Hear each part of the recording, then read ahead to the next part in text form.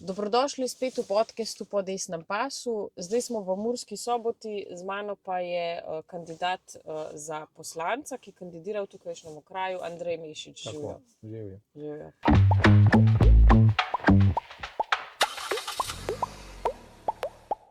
Zdaj mogoče za začetek, če se malo predstaviš, poveš malo o sebi. Zdaj prihajaš iz obrtniške družine, ne? Pa ja, v bistvu dokaj dolgo že imamo obrt, preko 50 let, tako da nas tudi vsi v Murski Soboti poznajo in v bližnji okolici, ker smo, ko so še dosti po Pomurju zidali kleti, pa z betonskega cigla, hiše tudi, tako da na naših temeljih stoji vsaj pol Prekmurja. 53 let je dolgo doba, ne. Zdaj se še vedno bavimo s tem, imamo tudi neke druge še, kako bi rekel, poslovne zadeve, tudi z nepremičninami se nekaj ukvarjamo in v bistvu drugače pa jaz se pa ukvarjam tudi s politiko, kot vidimo.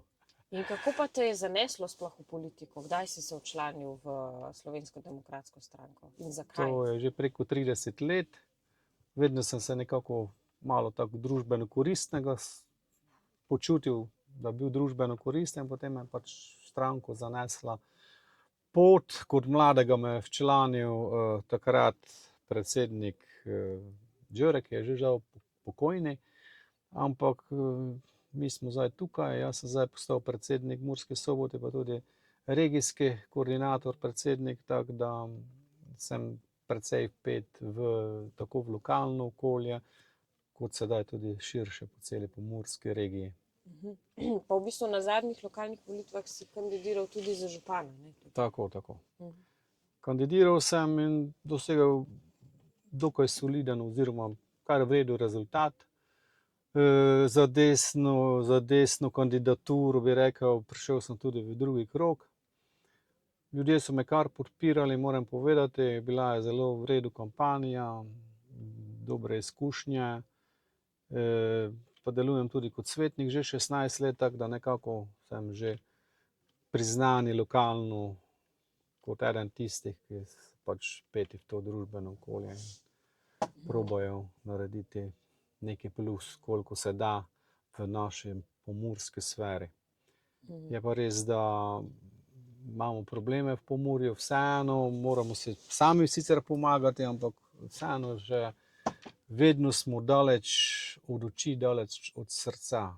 In to se vidi v lokalni politiki, tudi predvsem imamo leve poslance, zato sem se tudi odločil, da zdaj grem vseeno se sprobati na državni sceni, kandidiram za poslanca, ker vsi ti levi poslanci, ki so bili do sedaj in imeli celo svoje vlade, kot zdaj na zadnjih volitvah, niso kaj pride uspeli narediti več kot vsi ostali prej. Enostavno levi poslanci, po mojem mnenju, ne naredijo zadosti, poleg tega, da na primer imajo vlado dostikrat. Desni pol ni imel tolikokrat vlade, levi poslanci pa enostavno nekako, ne vem, nimajo pravega dometa ali nimajo pravega glasu ali so preveč pasivni ali kaj je tu zdaj temu botruje, ne vem. Jaz vseeno mislim, da so na koncu zavedeni in se namesto, da bi bili lokalpatrioti, so oni tisti za centralizacijo. Tako. Ja. Ali se dajo prepričati, ampak vseeno mislim, da bi mogli biti bolj invazivni v svojih dejanjih, to pomeni biti bolj prodorni, mogoče vložiti več dela, več komunikacije. Tako da upajmo, da se bo to spremenilo in da bo danes imajo možnost volilci, da volijo mene, če mi zaupajo, in mislim, da mi v Murski Soboti kar zaupajo, kar se je na lokalnih volitvah dokaj pokazalo, in vsem polagam na dušo, da zdaj je možnost, da sprobajo desnega poslanca in da vidijo, kakšen efekt dela lahko pridobijo od nekoga, ki pride z desnega pola. Seveda upam, da bomo imeli vlado, ne upam, to sploh ne upam, to predvidevam, da je 99,9% in takrat bomo dokazali, da Slovenija ni samo Ljubljana, da ni samo center, da je tudi naša pokrajina, kmetijska pokrajina, lepa ravnica, Goričko in periferija na splošno oziroma podeželje, zelo pomemben del Slovenije.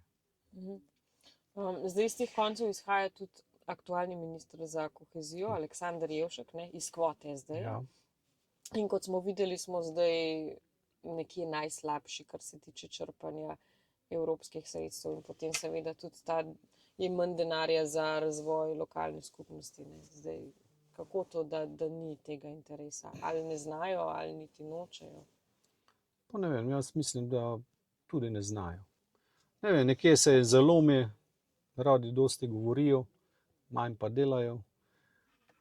Zakaj se je tako zalomilo, da smo skoraj najslabši v Evropi pri črpanju denarja, to ve samo on. Mi pa lahko predvidevamo, da pač niso sposobni ali zadosti efektivni, premalo invazivni. Tako da tudi v Murski, ne vem, kateri projekti, teh par projektov, ki so, ne vem, če je to, ne gre neke strašne milijone, nekaj malega se je naredilo. Več se je dalo za reklamo, kot za projekte s kohezije, skoraj da. Ja, če mene vprašate. Več se piše, pa več se daje za razne medije, ki potem to reklamirajo.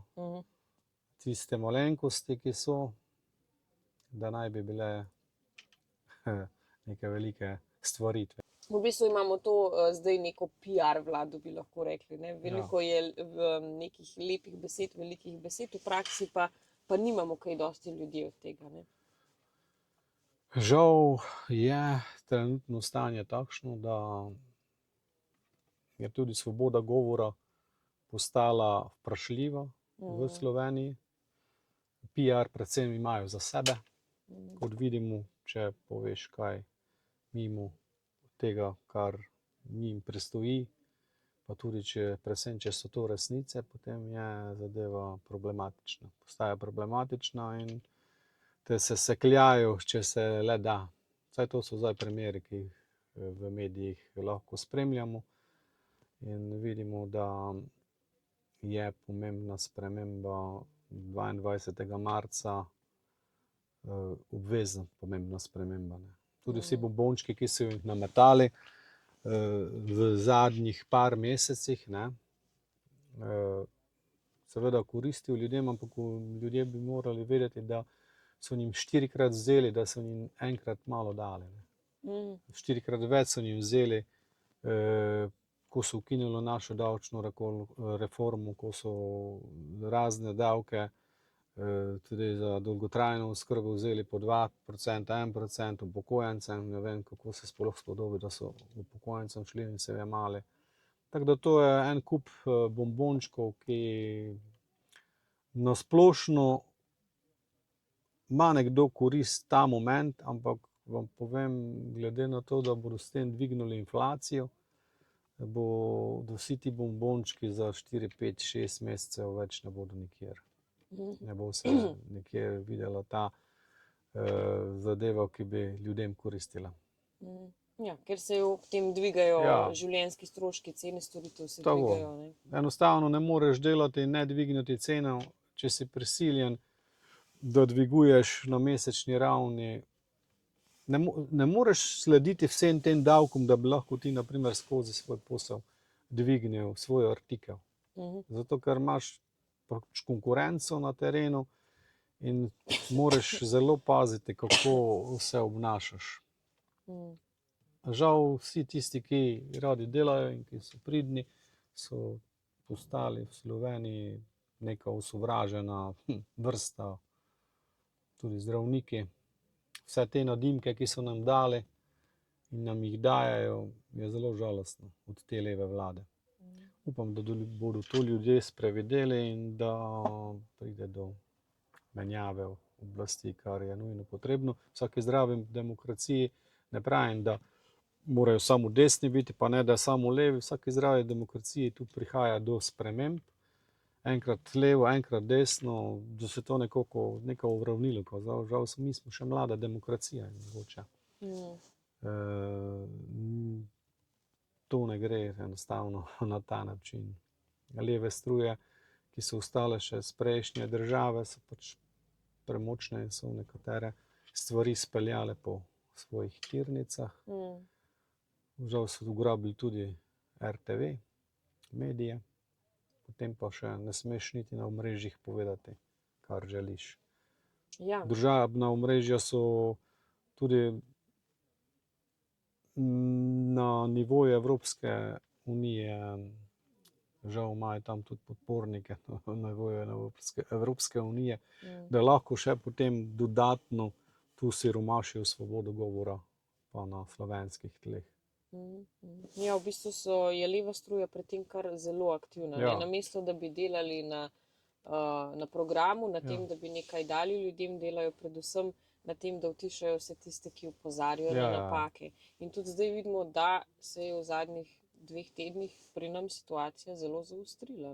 Ne samo, da imamo zdaj državo, so jo spravili na kolena, ampak imamo zdaj tudi resno grožnjo, da nas bojo pripeljali v, ne vem, totalitaren režim ali kaj, ker zdaj v bistvu že nekako so sklicali Svet za nacionalno varnost glede tako zvanega kibernetskega napada na omrežje Gibanja Svobode, ne?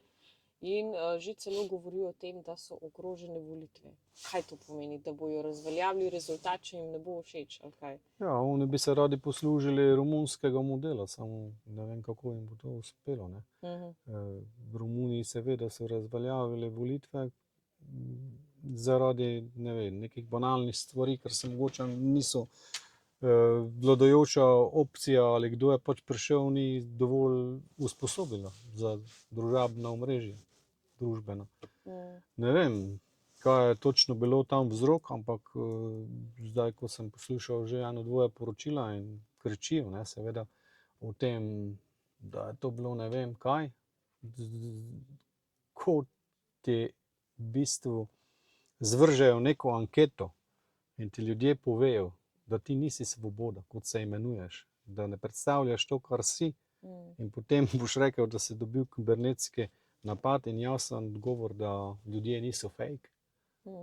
Ne, in pač manipulirajo z ljudmi preko RTV-ja, žal nekateri tudi starejša populacija ljudi ve samo prižgati RTV pri poročilih, pa mogoče Pop TV, potem se pa že zgodi planet, pa svet ni več ne gre. Tudi danes v tem svetu se moraš malo sam prečekirati, kaj je res pa kaj ni. Saj tudi zavajajo družbena omrežja, pa žal tudi mediji zavajajo s svojimi, ali pa če že ne zavajajo, pa v bistvu ne povejo, kaj je bistvo. Govorijo svojo resnico. Tako da smo fejst na nizkem nivoju komunikacije. Ja, v bistvu smo res prišli na neko zelo nevarno točko, ne. Ja, zelo. Zdaj, če greva še malo na lokalno politiko, zdaj Prekmurje je kmetijska pokrajina, ne, ampak da vidimo pa, da kar se tiče kmetijstva, so politike na nacionalni ravni zgrešene, ne, in ljudi odganjajo od kmetijstva. Zdaj, kaj storiti, da bi bili mi bolj samooskrbni? V bistvu samooskrba je pomemben del, ki bi lahko bil. Nekako do zdaj je to bilo, ne, ampak ne vem, kaj se je zgodilo v zadnjih 4 letih, ko je kmet postal osovražen del prebivalstva, kot da se ljudje ali ne vem, ti, ki podpirajo te levi blok, ki je v bistvu skoraj da sovražno nastrojen do kmeta, do poljedelca, do nekoga, ki proizvaja hrano. Ne vem, ali bodo tudi roboti proizvajali hrano v bližnji prihodnosti. In da moram povedati, da neki del je fejst tudi v Pomurju naperjen proti kmetu. Nikomur ne paše, da ima ta kmet novi traktor, da ne vem kaj ima. Potem jaz, če s kim govorimo, ga samo vprašam, ali bi ti želel, da ta kmet je taki, kot je bil 50 let nazaj. Da je v blatu, da ima najstarejši stroj, da ne vem kaj. Danes pač obdelujejo večje število njih, več hektarjev, tudi moraš biti bolj fleksibilen, da lahko na trgu dosegaš ceno, ki je za tvoj pridelek, ne izdelek, predelek med kmetijstvu, da si na trgu fleksibilen, da je vseeno zadeva bolj, ne samo polna pesticidov, mogoče tudi res malo bolj bio. Enostavno, ne vem, naredili so vse, ki nekaj delajo, ki mogoče tudi nekaj imajo, razredne sovražnike. In to delajo pač na nekih starih, ne vem kakih temeljih, postkomunističnih ali socialističnih, saj ne vem. In prepirajo ljudi med sabo za brez veze. Enostavno, če imamo vsi isto uravnilovko, potem zakaj bi tisti delal, ki delajo, naprimer, pač eni so brihtni, delajo večji del dneva, mogoče so se tudi tako narodili, da ne morejo drugače, ko pa delajo. Eni pač radi pol potujejo, poležavajo in kaj drugo, ne. Imajo dobro, lahko je, da imajo službo, ki prinaša večjo plačo, pač eni pa s pridnimi rokami in z delom tudi dosegajo neke uspehe in potem je ta uspeh ni ovrednoten v bistvu, kot bi moral biti, zdaj pa je še celo osovražen. Zdaj, kaj pa recimo glede te problematike dvojne obdavčitve dohodka za tiste, ki hodijo čez mejo delati v Avstrijo. Tega je tukaj veliko, ne? Veliko je teh ljudi. In mi imamo tudi sklenjeno konvencijo, se pravi Slovenija ima sklenjeno konvencijo z Avstrijo, ki nasprotuje temu dvojnemu obdavčevanju, kljub temu pa mi to počnemo. Ja, no, jaz mislim, da bi se tej problematike, kolikor bomo imeli vlado, res morali posvetiti. Tudi jaz lahko povem, da se bom glede tega potrudil in da bomo na tem res moramo nekaj narediti. Zato, ker tudi nas obtožujejo zaradi ne vem katerega leta, da smo ne vem kaj sprejeli, ne bom rekel zdaj točno kaj, ampak mislim, da bi morali temu narediti konec in dati tem ljudem, ki delajo v Avstriji in pa v tujini ali pa kjerkoli, ker pri nas je tega res dosti. Ne moremo se kititi, da je Pomurje zraslo samo z države. Ne. Pomurje in del Goričkega, če ni Avstrije, nazaduje maksimalno. Mi imamo srečo Prekmurja, da je Avstrija blizu in da se lahko ti ljudje obračajo in delajo v tujini in se tam zaslužijo mogoče kakšen dinar več, kot bi si pri nas. Res, da si tam tujec, ampak vam povem, redko kdo, mali procent je, ki ni zadovoljen, naprimer, da bi zaslužil koliko treba. So nezadovoljstva, so firme, ki so tam tudi do delavca migranta, niso prijazne, potem ponavadi pridejo vseeno nazaj v Slovenijo, ampak večji del, vsaj 3/4 pa, ko enkrat grejo v Avstrijo, več se ne vračajo v Slovenijo. In potem je v bistvu delovna sila za nas izgubljena. Je pa res, da nosijo denar k nam in da si lahko ustvarijo več, kot če bi mogoče bili samo v Sloveniji. Ja, pa tudi tukaj bi morali, ne, kar se tiče gospodarske klime, ustvariti pogoje, da bi ljudje ostali doma. Ne? Ja, to je. Upajmo zdaj. Nekatere firme, seveda ne v naši občini, so sedaj porasle. Lek je v Lendavi delal veliko investicijo, to je neka dodana vrednost za Pomurje nasploh, ampak v sami Murski Soboti pa trenutno nekih firm, ki bi zdaj bile na novo od zadnjih 10 ali več let, da imamo rdeče župane, enostavno ne morem reči, da se je tu zdaj nekaj dvignilo, pa da je naše murskosoboško okolje ne vem kako privlačno za za neke gospodarske subjekte. Vse je še bilo narejeno, več ali manj. Ta zadnji za časa županovanja še prejšnjega Štiheca, to je pa 12 let že nazaj. Se pravi, bo tudi potrebna sprememba politike na lokalni ravni. Politika na lokalni ravni bi bila že čas, da se menja. Vidimo v vseh javnih zavodih v Murski Soboti, kdo je na čelu in kdo vodi javne zavode in kaj se dogaja z javnimi zavodi. Od Ris dvorec Rakičan do DSO Murska Sobota, do knjižnice, kar se zdaj dogaja. Saj ljudje vejo. Ris dvorec Rakičan propadejo do kraja, DSO je direktor tudi se menjal zaradi pač nekih nepravilnosti, ki so se pač tam izvajale. V glavnem ni pripeljal zadev do konca v knjižnici. Enostavno direktorica pripelje zaradi svojih odsotnosti svojega namestnika, ki ni iz Murske Sobote, z lendavskega območja. Potem hočejo izvajati neke madžarizacije, ki niso za Mursko Soboto. Ni problem. Lendava ima svoje, dvojezičnost, jaz to spoštujem, to je v redu in tam to mora biti.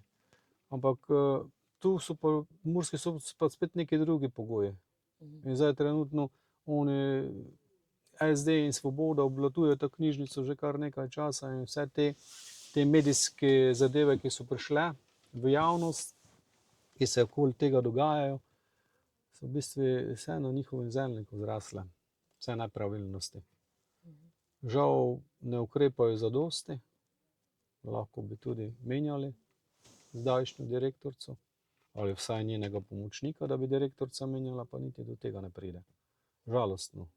Pa pozicijo držijo, potem pa nam govorijo, da mi ne vem kaj, da smo mi glavni krivci za neke urbanistične zadeve, da se naš predsednik, ne vem kakšen prijatelj z Orbanom, pa vse to, vse je v redu. Ampak naj pogledajo najprej pred svoj prag, kaj trenutno delajo. Mi imamo to pošlihtano v naši stranki. Vemo, zakaj se gre, kdo je s kim prijatelj, pa če so neka prijateljstva meddržavna, je to normalno.